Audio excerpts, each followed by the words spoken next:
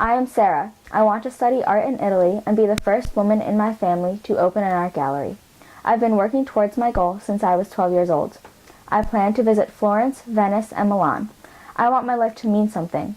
I hope to explore the world and be enriched with cultures other than my own. I feel wretched, for my favorite sister Sarah was crying in my mother's arms. She is the 9th living daughter of my parents, 3 years older than I, Sultana. It was her 16th birthday, and she should have been rejoicing, but my mother had just relayed distressing news from father.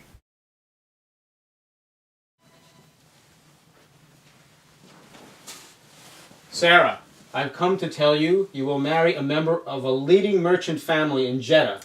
Oh, Mother! I tried to intervene, but your father was just too stubborn. Victory breeds hatred, for the conquered are unhappy. I would have been better off unborn, for my pain so outweighs my happiness.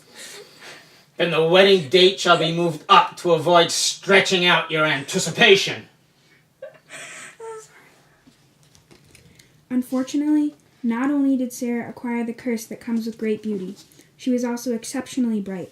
In our land, brilliance in a woman assures her future misery, for there is nowhere to focus her genius. The intimate view of my beloved sister's predicament filled me with a new resolve. It was my thought that we women should have a voice in the final decisions on issues that would alter our lives forever. My consternation returned with a rush when my father told me I would wed. For the first time in my life, I feared my future. Ownership of my body and soul would soon pass from my father to a stranger I called my husband. I felt the chains of tradition wrapped tightly around me. I had only 6 short months of freedom left to savor.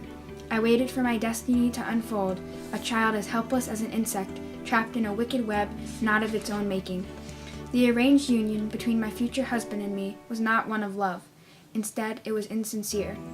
I looked to my wedding date with determined anticipation. I'd be the first of the Saudi women to reform her inner circle. It would be my sons and daughters who would remodel Arabia into a country worthy of all its citizens, both male and female.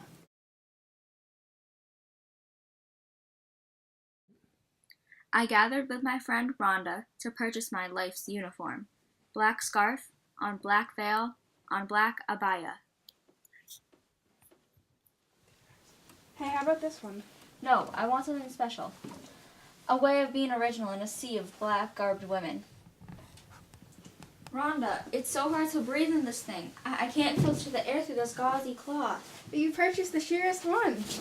Oh, be careful, don't stumble. I felt like I was seeing life through a thick screen. The sky was no longer blue. The glow of the sun had dimmed.